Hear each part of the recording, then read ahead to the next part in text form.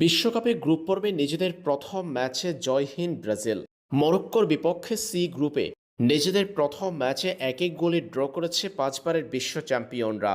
এদিকে বিশ্বকাপের গ্রুপ পর্বে ব্রাজিলের হাতে এখনও বাকি দুটা ম্যাচ।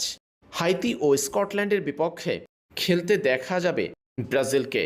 মরক্কোর বিপক্ষে ব্রাজিল পায়নি তাদের আন্তর্জাতিক ফুটবলের ইতিহাসে সর্বকালের সর্বোচ্চ গোলদাতা নেইমার জুনিয়রকে, যেটার প্রভাব ছিল মাঠে। মরক্কোর বিপক্ষে জয়হীন থাকলেও ম্যাচের পর এলো স্বস্তির খবর।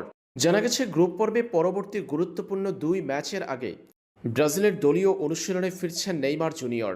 তারকা ব্রাজিলিয়ান এই ফরওয়ার্ডকে নিয়েই মাঠে নামতে পারবেন ব্রাজিল। আগামী 20 জুন বাংলাদেশ সময় ভোর 6টা 30 মিনিটে হাইতির মুখোমুখি হবে ব্রাজিল। সেই ম্যাচে দলের মূল একাদশে দেখা যাবে নেইমার জুনিয়রকে। ম্যাচের পর নেইমার নিজেই জানিয়েছেন তা। এর আগে কোচ কার্লো আনচেলত্তিও জানিয়েছেন হাইতির বিপক্ষে ম্যাচের আগেই দলীয় অনুশীলনে ফিরবেন নেইমার। পরবর্তী ম্যাচে তাকে দেখা যাবে ব্রাজিলের একাদশে।